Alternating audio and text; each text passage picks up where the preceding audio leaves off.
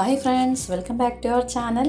ഇന്ന് നമ്മളൊരു അടിപൊളി ബീഫ് ഫ്രൈയുമായിട്ടാണ് വന്നിരിക്കുന്നത്. അതെങ്ങനെ നമുക്ക് റെഡിയാക്കേണ്ടതെന്ന് നോക്കാം. ഇവിടെ ഞാൻ ബീഫ് എല്ലും എല്ലാം കൂടിയുള്ള അടിപൊളി ബീഫ് ഫ്രൈ ആണ്. നമുക്ക് നോക്കാം. ഇവിടെ 1 കിലോ ബീഫ് കഴുകി ക്ലീൻ ചെയ്ത് വെച്ചിട്ടുണ്ട്. ഞാനിവിടെ എടുത്തിരിക്കുന്ന എല്ലും നെയ്യും കൂടിയൊക്കെയാണ് കേട്ടോ. അപ്പോൾ ഒന്ന് കൂടുതൽ നല്ല ടേസ്റ്റാവും.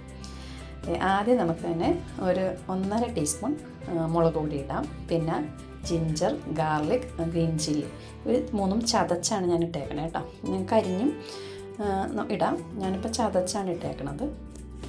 പിന്നെ അടുത്തത് നമുക്ക് ആവശ്യത്തിനുള്ള ഉപ്പിട്ട് കൊടുക്കാം. പിന്നെ മഞ്ഞൾപ്പൊടി, മല്ലിപ്പൊടി, ഗരം മസാല ഇതെല്ലാം കൂടി നന്നായിട്ടൊന്ന് കുഴച്ച് മിക്സ് ചെയ്ത് നമുക്ക് വെക്കാം.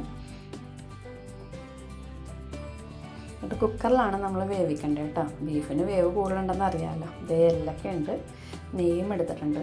അപ്പോൾ കൂടുതൽ എണ്ണ ആവശ്യം വരില്ല. നമുക്കിത് കുക്കറിലിട്ടൊന്ന് വേവിക്കാം.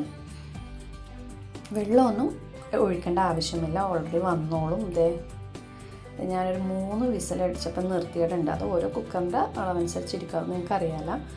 3/4 വേവ് മതി, മുഴുവൻ വേവും വേണ്ട ബീഫിന്. അത് കഴിഞ്ഞിട്ട് കുക്കർ തുറന്ന് വെച്ച് നമുക്ക് വെള്ളം വറ്റിച്ചെടുക്കാം. ഇതേ ഒരു അത്യാവശ്യം വെള്ളമൊക്കെ വറ്റിയിട്ടുണ്ട്. നമുക്കിനി ഇതിൻ്റെ മസാല റെഡിയാക്കാം. ഇതേ ഒരു പാനിൽ ഓയിൽ ഒഴിച്ച് നമുക്ക് സവാള ആഡ് ചെയ്യാം.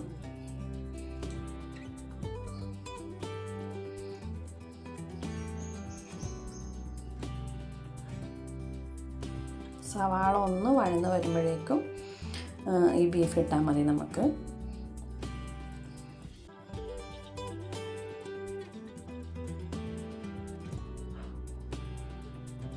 സവാള ഒരത്യാവശ്യം ഇനി ബീഫായിട്ടും കൂടി ഒന്നും കൂടി വരട്ടണുള്ളൂ. അതുകൊണ്ട് അധികം ട്രൈ ആക്കണ്ട. നമുക്കിനി ബീഫ് ഇട്ടിട്ട് നന്നായിട്ട് വരട്ടിയെടുക്കാം. കുറച്ച് കറിവേപ്പിലയും കൂടി ഇടണം, നല്ല ടേസ്റ്റ് കിട്ടും കേട്ടോ.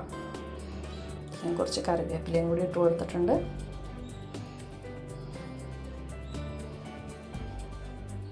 മല്ലിയിലേക്ക് ഇടണമെങ്കിലും നല്ലതായിരിക്കും കേട്ടോ. അത് ഓരോരുത്തരുടെ ടേസ്റ്റിനനുസരിച്ച് ആഡ് ചെയ്യുന്നതാണ്. ഞാനിവിടെ കറിവേപ്പില മാത്രമേ ഇപ്പം ആഡ് ചെയ്തിട്ടുള്ളൂ. ഇത് ഇനിയിപ്പം നന്നായി ഒന്ന് ഡ്രൈ ആക്കി എടുക്കണം. ഇപ്പം തന്നെ കണ്ട ബീഫ് കറുത്ത് വന്നിട്ടുണ്ട്. ഇത് ഈ പാത്രത്തിലിട്ട് നല്ല ഇടയ്ക്കിടയ്ക്ക് ഇളക്കി കൊടുക്കണം. അതല്ലെങ്കിൽ അടിക്ക് പിടിക്കും. നോൺ സ്റ്റിക്കിൻ്റെ ആണെങ്കിൽ അടിക്ക് പിടിക്കില്ല. എന്നാലും നമ്മളൊന്ന് കൂടുതൽ ഒന്ന് ഇളക്കി കൊടുക്കണം. അപ്പോൾ എല്ലാ ഭാഗവും നല്ല ഡ്രൈ ആയി വരും. അത് കഴിഞ്ഞ് പെപ്പർ പൗഡർ ഇട്ട് കൊടുക്കണം. അത് ഓരോരുത്തരുടെ എരിവിനനുസരിച്ച് ഇട്ട് കൊടുക്കാം കേട്ടോ. എന്നിട്ട് നന്നായി വരട്ടി അങ്ങനെ എടുക്കണം. ഒന്നും കൂടി എല്ലും നെയ്യും ഞാൻ വേറെ ഇനി ഓയിലൊന്നും ഒഴിച്ചു കൊടുത്തിട്ടില്ല. നെയ്യുള്ള ഇറച്ചി ആയതുകൊണ്ട് നന്നായിട്ട് അതിൻ്റെ ആ ഓയിൽ ഇറങ്ങിയിട്ടുണ്ട്, നല്ലോണം ഫ്രൈ ആയിട്ടുണ്ട്. എല്ലാവർക്കും ഇഷ്ടപ്പെട്ടെന്ന് വിചാരിക്കണം. എല്ലാവരും ഒന്ന് ട്രൈ ചെയ്ത് നോക്കണം. ഇഷ്ടപ്പെട്ടെങ്കിൽ ലൈക്ക് ചെയ്യണം, ഷെയർ ചെയ്യണം, സബ്സ്ക്രൈബ് ചെയ്യണം. Okay, by.